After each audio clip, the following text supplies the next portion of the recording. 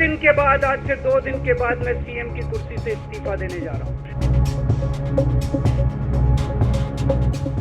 दिल्ली के मुख्यमंत्री अरविंद केजरीवाल ने इस्तीफे का ऐलान कर दिया है।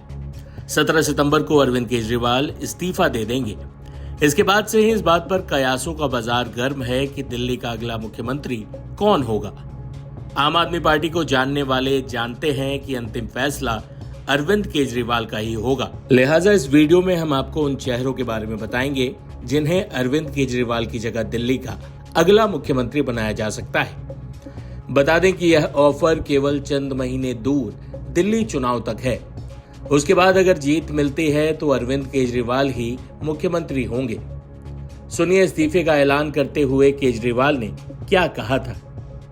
मेरे ऊपर आरोप लगाए, मनीष जी के ऊपर आरोप लगाए हैं।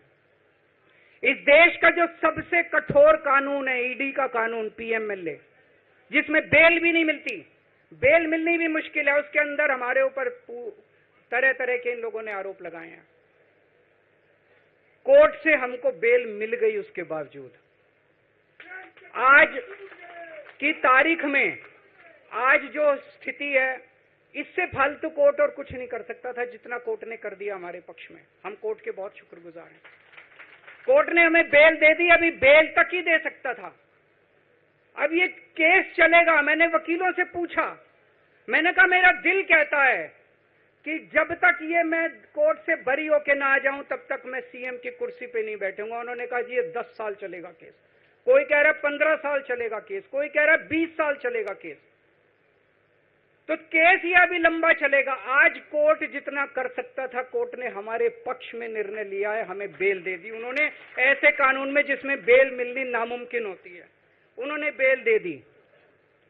आज मैं आपकी अदालत में आया हूं, जनता की अदालत में आया हूं, आपसे पूछने के लिए आया हूं, क्या आप केजरीवाल को ईमानदार मानते हो कि गुनहगार मानते हो?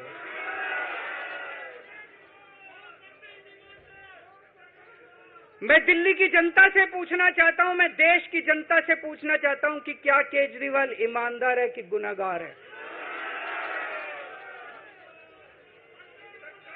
दोस्तों,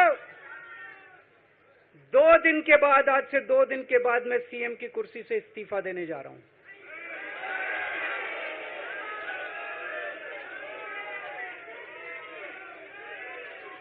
और मैं तब तक सीएम की कुर्सी पे नहीं बैठूंगा जब तक जनता अपना फैसला ना सुना दे। मैं जनता के बीच में जाऊंगा, गली गली में जाऊंगा, घर घर में जाऊंगा, और जब तक जनता अपना फैसला ना सुना दे कि केजरीवाल ईमानदार है, तब तक मैं सीएम की कुर्सी के ऊपर नहीं बैठूंगा। अरविंद केजरीवाल ने साफ कर दिया है कि मनीष सिसोदिया भी सीएम नहीं बनेंगे। ऐसे में सीएम पद की रेस में सबसे आगे चल रही हैं आम आदमी पार्टी की मंत्री आतिशी। आतिशी ने केजरीवाल, सिसोदिया, संजय सिंह जैसे बड़े नेताओं के जेल जाने के बाद आम आदमी पार्टी को चलाने में बड़ी भूमिका निभाई। लिहाजा अगले सीएम की रेस में आतिशी का नाम काफी आगे चल रहा है। केजरीवाल के इस्तीफे पर आतिशी ने क्या कहा, ये भी सुन लीजिए। ये इकलौती ऐसी पार्टी है जो टूटी नहीं, जो दबी नहीं, जो चुप नहीं हुई। तो भारतीय जनता पार्टी तो इस बात से परेशान है कि देश में अब एक इकलौती ऐसी पार्टी है, आम आदमी पार्टी, जो भारतीय जनता पार्टी की आंख में आंख मिलाकर उनकी तानाशाही के खिलाफ संघर्ष कर सकती है। इसलिए भारतीय जनता पार्टी परेशान है, कुछ ना कुछ तो कहेंगे ही। आम आदमी पार्टी की सेकेंड जनरेशन के एक और तेज तर्रार मंत्री हैं जिन्हें केजरीवाल का करीबी माना जाता है। नाम है सौरभ भारद्वाज। यह तो तय है कि सीएम पद का अगला चेहरा वही होगा जिसकी स्वामी भक्ति पर केजरीवाल को जरा भी शक न हो। सौरभ भारद्वाज को सुनिए, जिन्हें केजरीवाल को देखकर प्रभु राम की याद आ रही।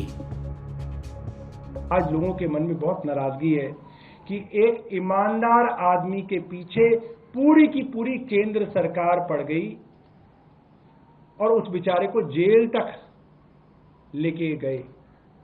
और वो आदमी जब जेल से बाहर निकला तो उसने सत्ता का सुख नहीं भोगा।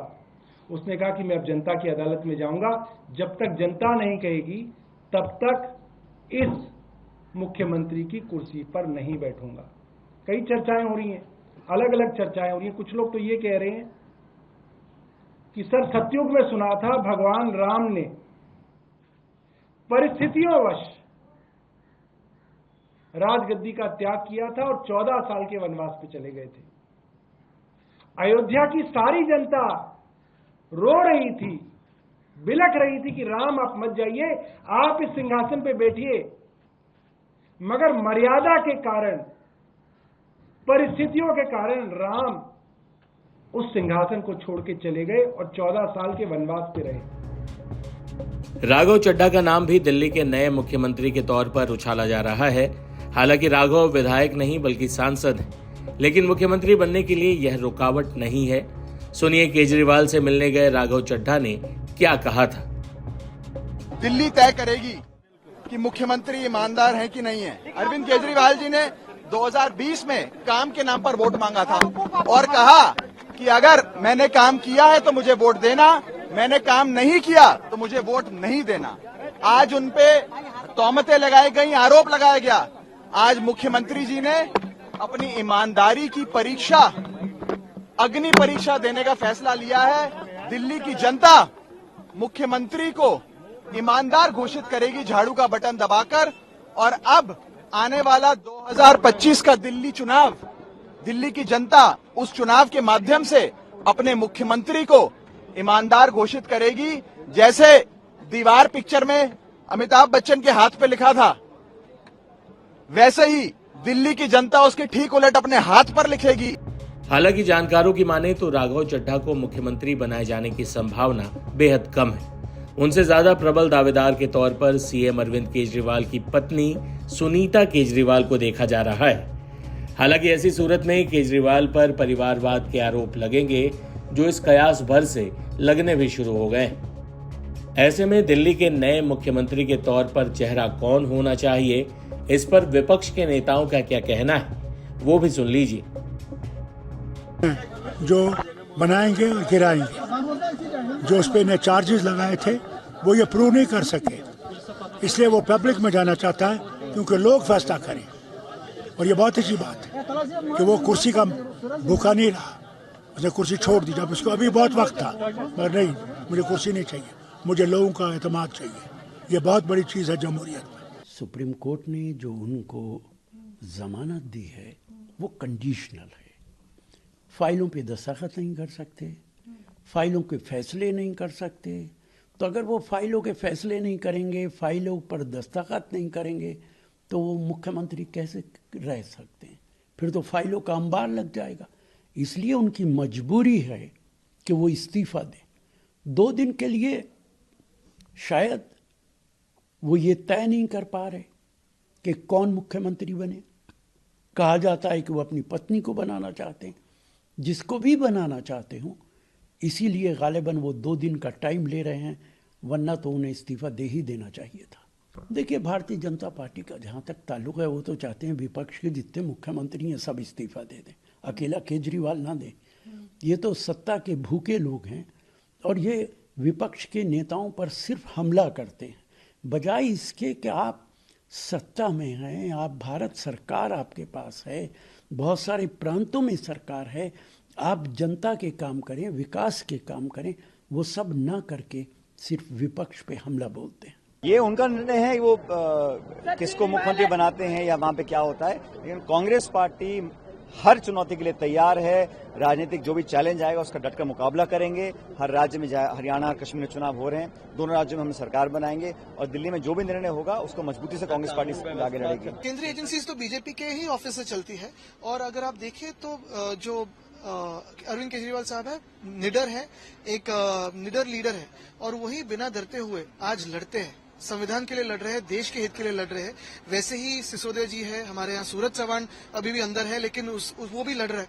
अनिल देशमुख जी हो, संजय राउत जी हो, जो लड़ रहे हैं देश के लिए, वो बिना डरे हुए दिखा रहे कि उनकी भी जो सीना है वो भी काफी मजबूत है। दिल्ली का अगला टेम्पररी सीएम जो भी हो, इतना तो तय है कि किसी ऐसे चेहरे को जगह नहीं दी जाएगी जो बाद में अरविंद केजरीवाल के लिए ही चुनौती बन जाए।